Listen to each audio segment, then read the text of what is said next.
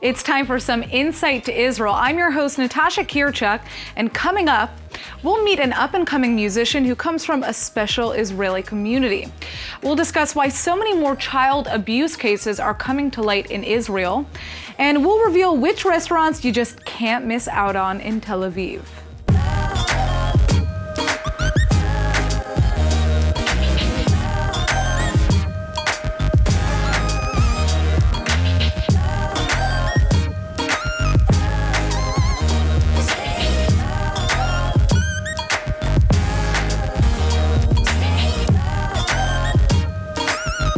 Meet Avigdor Caldwell. He's an up-and-coming musician who was born and raised in Israel, but that's often hard for some to believe. That's because he's from the Hebrew Israelite community in Mitzpe Ramon. Just watch. There's a song that they sing in kindergarten, like Kan noladati, kan noldu li eladai, kan na na na na. Jamaica, Jamaica. My name is Avigdor Caldwell. I'm from Mitzpe Ramon, born and raised in Israel. Jamaica in Israel, welcome to Jamrock. Welcome to Israel. I actually feel like a tourist sometimes in my own country.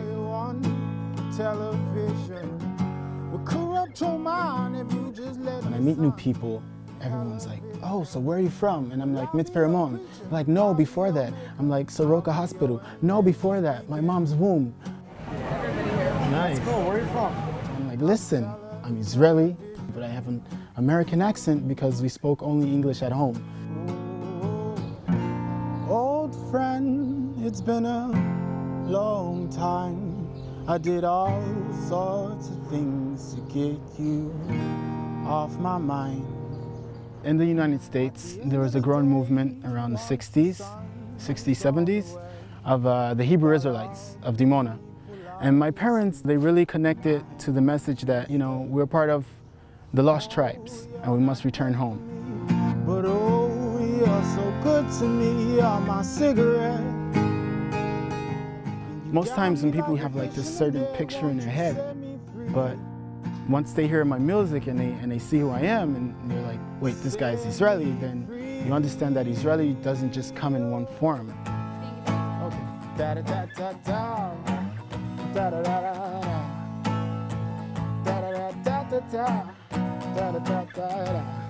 When my parents first got here, they didn't have much.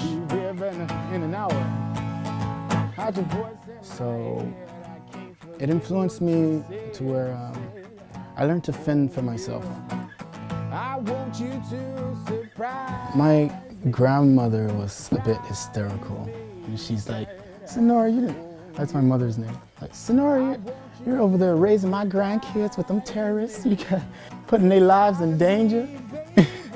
You know you ain't right. You caught me by surprise. My hands are on your thighs. I got dressed up. That's the image that she gets on the other side, but it's pretty chill in Israel. And Grandma, if you're watching this, then, you know, join us. Come to Israel, like it's not that bad. I want you to surprise me. I just found my Israeliness inside of my music. I wouldn't move to the US, this is like a breakup note to the US. Noladati, kan noldu li eladai, kan baniti et beiti beshte yadai. Yeah, baby, I'm falling. That's the message. That's the important part of the song. Like, this is where I was born, this is where my children are going to be born, and this is where I will build my home. And that's it.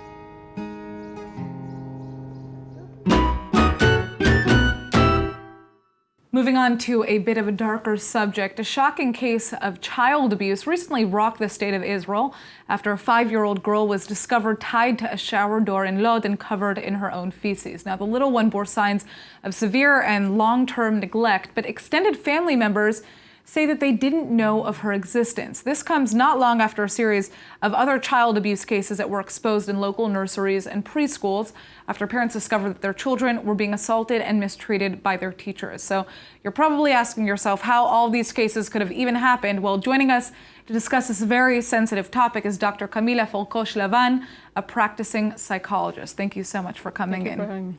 All right, so you know, when we first heard about all these cases of abuse in the kindergartens more specifically, I know I asked myself, how did the parents miss this? And obviously it's not fair to place blame, but many of these parents were blaming themselves. But is it easy to miss something like this? And is this common? It's a great question, okay? And a lot of people come to me and ask me this, like, why is it, what's happening? Is this the degeneration? What's going on? Why is it violence so much more often? So unfortunately, it's not. This is something that's been happening for a long time. For me, as a practicing psychologist in the field, it's in a way a good thing, okay? Not that it's happening, but the fact that it's coming to light. Is there any way in which the parents could have seen a warning sign in these caretakers that something was off? It's very difficult. I would say almost no, because sometimes the child, let's say there's more like cookie cutter answer would be like, yes, the child will come home and they'll be generally stressed, or maybe start wetting in their bed, or maybe stuttering, or just crying more easily, more sensitive. But that could happen for different kinds of reasons. It might be associated with this, or it might not be. Also, there are some children that you will not see so readily these kinds of changes in behavior, and the abuse still might be happening. In addition, when you come to pick up or drop off, of course, everyone's smiling, everyone's nice, everyone's cute. That's why I'm a very big proponent on this thing to put cameras, and also to raise wages, and in addition to prepare, because anyone pretty much could be working in the kindergarten. We don't really know much about them. So I think to make sure we're hiring the not right only people. hiring, but when they're hired, to have training, to know how to self-care, okay, to have breaks, to have places where they can go to kind of relax and have that time. So, I mean, but the assumption is that somebody who would abuse a child has to have something inherently wrong with them. And it almost seems as if you're suggesting that they're normal people who could just reach a level of stress and act out in a way that is not appropriate by any means, right? That's exactly what I'm saying. It's not, how you say, of course, a person, I have so many thoughts. Yeah. Of course, a person might also have some underlying problems from before, okay?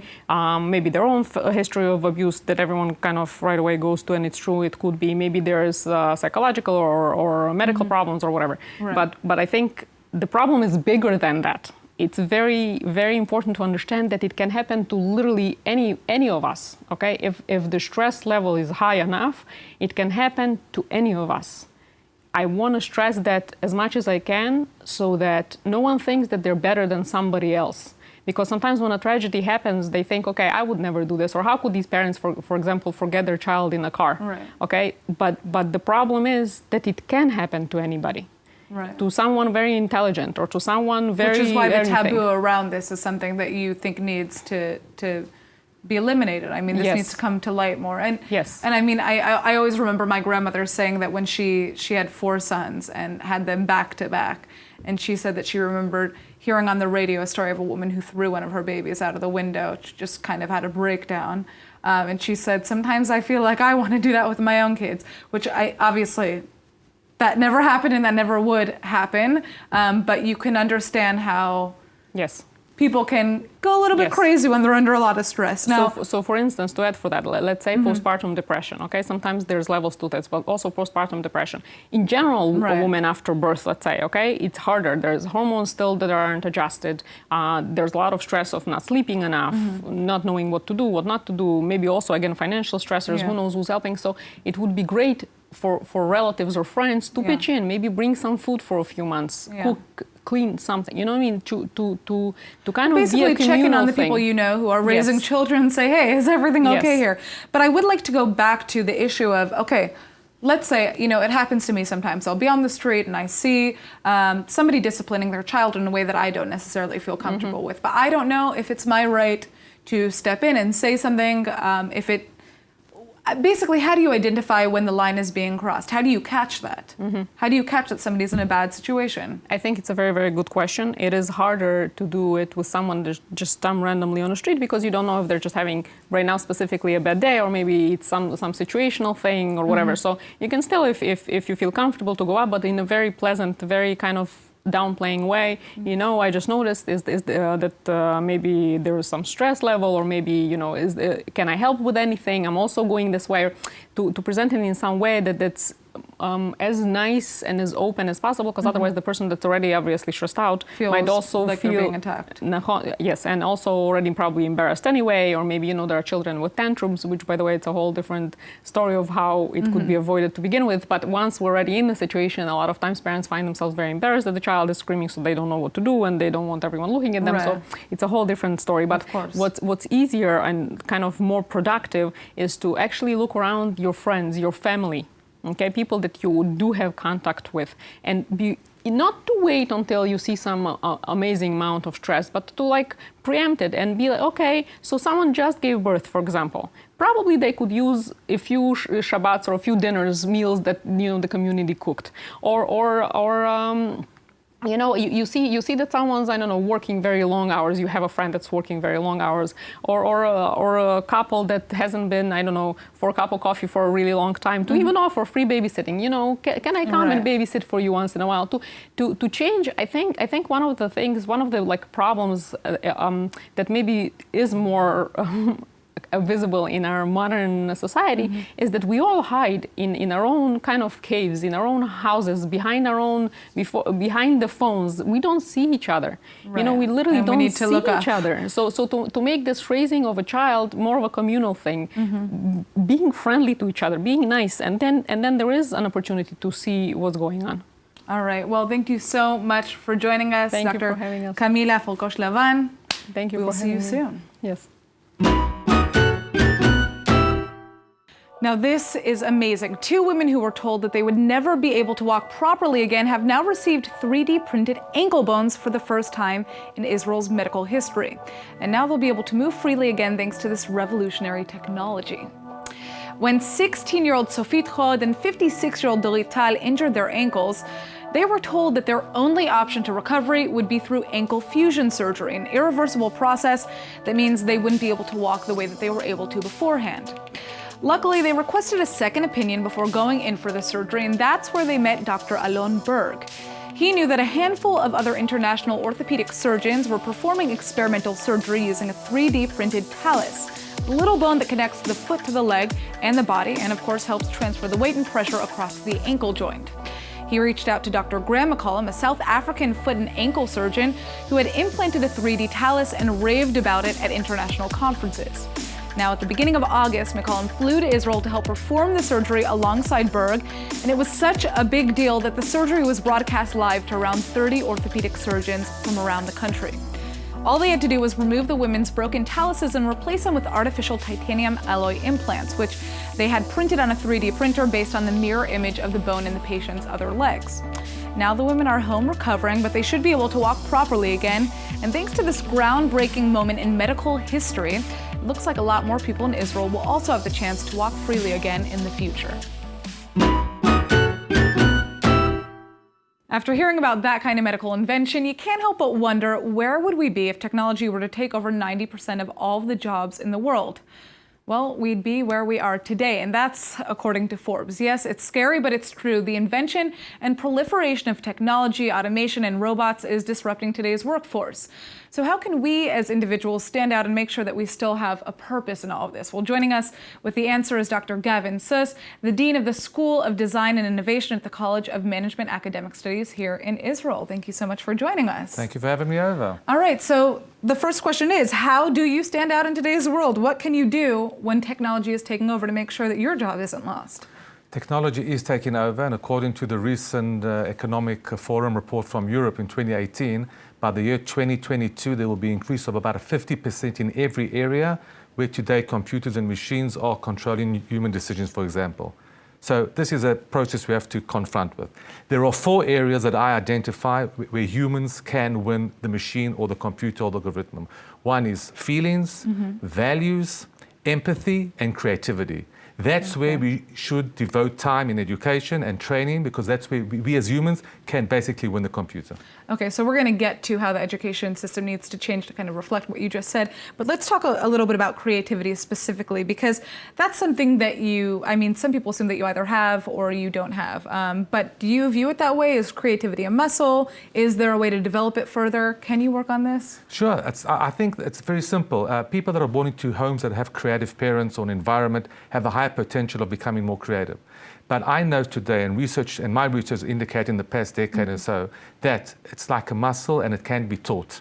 You can improve creativity among adults. It takes time, it's not that simple, but there are methodologies and there are techniques that if you conduct them correctly, the ability of adults to be more productive, more creative, to have ability to improvise better, gets bigger.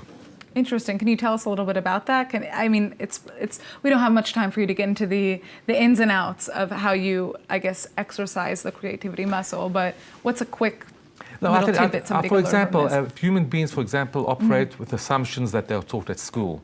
Now, that's very good, that's very nice, but a lot of assumptions are irrelevant. And when we assume things that are not told to us or irrelevant, we basically get to the same answers that we would have got either way. But when we cancel assumptions and we operate without any basic assumptions, the potential of getting better ideas and more ideas with the quantity of great ideas or wild ideas improves dramatically. Interesting. Okay, that's one way of looking at things. All right, so let's talk a little bit about the school system today. Is it relevant given this changing world that we're living in and the way in which technology is coming in and taking over so many jobs?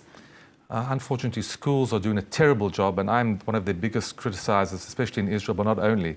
Schools today are irrelevant. They are teaching topics which are not suitable for the 21st century, in methods which are basically irrelevant, and eventually they are evaluating students with matriculation examinations which indicate only memory. Like what specifically? What would you say is irrelevant today?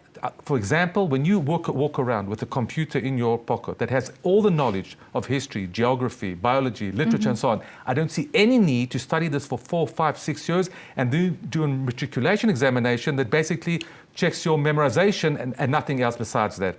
Today, we have to teach something else, not only in content, but in method, and eventually have our graduates come to the industry with their abilities, characteristics, and with a toolbox that will be more relevant for them to create value for this changing disruptive industry of technology, like you just mentioned by yourself. Well, I'm sure that there are critics who would say, but what if we don't have these cell phones and Wikipedia one day? What if that just disappears somehow, or you don't have access to that? Don't you need to have a certain, level of basic knowledge in math, writing? Sure, I'm definitely for basic. I'm definitely for having having some history, some Bible studying. We are Jews. We live in Israel, but history is a big one. Yeah. Eventually, at the end of the day, when so much knowledge is in your computer, in your cell phone, let's try and teach things like creativity, like ideation, like languages, like your ability to be a better citizen with values and so on. These things will remain forever. And as for the potential of the computers disappearing in the future, well, God knows what's going to happen. At this stage, and looking ahead of the challenges of the Israeli industry and where humankind is going. In 2050, there'll be over 10 billion people in the world. Starvation and hunger and water problems. Who's going to solve these problems? We need creative managers. We need creative politicians. We need creative commanders in the IDF. We need creative people all over. And if schools are doing a crap job, excuse my language, then the industry will have to fix it up because eventually they need to create value for their shareholders. Okay, so let's go back to what change needs to be made here. What is your personal recommendation in terms of how schools need to change their curriculums to be able to keep up with today's world? Schools at first, so this is a very huge topic, Natasha. Big question. Big question, Yeah. but let me just say in a few sentences, what schools need to today is, first of all, in Israel, smaller classes. Then double the salaries of teachers and have the best people coming to be teachers and not, unfortunately, the worst. And then drop and cut down hours on areas which we don't have to know and go to areas which we should know. For example, I wouldn't teach too much literature, history and Bible and geography and biology. Don't need that. When my daughter finished high school, Tichon Aviv in Renana 2 years ago, on the last day of matriculation, she called me, Abba, I just finished my last exam today. Say Mazel Tov. I can forget all the material. So what did you go to school for God's sake? Yeah, They don't yeah. need this material. There are other topics we can teach, like how to educate these young people, Generation Y, Z, to deal with money, finance. Today, the expectancy of life is yeah. becoming longer. People are wasting money. These are topics that we have to be addressed. But above all, let's try and have these young people come out of high school when they are much more creative. They can improvise, they can ideate. Let's them create more value among themselves and where they go work. That's our biggest challenge today. And in Israel, we can do it. We have the minds. We just don't have the politicians to take the right decisions. Yeah, well, we are the startup nation after all. Yes, we are. I'm still glad that I know how to do math without my phone calculator, but thank you so much for joining us and a lot of very interesting points. We're going to have a follow-up on this one. Pleasure. Now, I hope you're hungry because you're going to have a lot more on your to-eat list after this next story. Six Israeli restaurants have just won big at the 4th Annual World Luxury Restaurant Awards for 2019. So get your silverware ready. 6 Israeli restaurants have just won big at the 4th Annual World Luxury Restaurant Awards for 2019. So get your silverware ready. What are the World Luxury Restaurant Awards, you ask? Well, it's a global organization established in 2015 that recognizes restaurants across the world. Over 100,000 international travelers vote each year to select the winners. So who are the Israeli winners? Well, the Herbert Samuel restaurant at the Ritz-Carlton in Herzliya placed at the top of the list for its luxury kosher cuisine. Aria, contemporary chef bistro in the Nachalat Binyamin area of Tel Aviv, won in 3 categories: Best Global Luxury Restaurant Bar, and Best Fine Dining Cuisine and Interior Design in the Middle East. The chef-driven kosher restaurant Nomi at the David Intercontinental Hotel in Tel Aviv snagged the spot for the top luxury hotel restaurant in the Middle East. Tel Aviv's Milgo Milbar won the award for Best Head Chef in the Middle East, which is Chef Moti Titman's first restaurant. His modern Israeli cuisine incorporates the highest quality local ingredients and claims to be one step ahead of new culinary trends. Then there's Ola, a restaurant and bar with views of the Mediterranean Sea that's earned an award for the best luxury brasserie in the Middle East.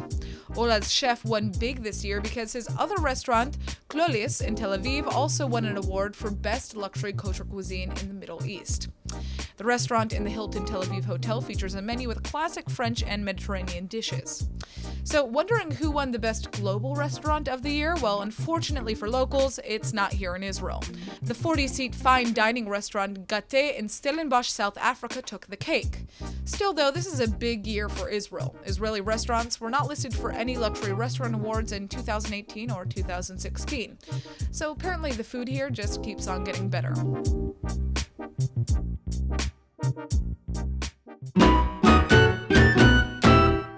All right, my friends, that's it for today's episode of Insight to Israel. I'm Natasha Kirchak, and keep on smiling.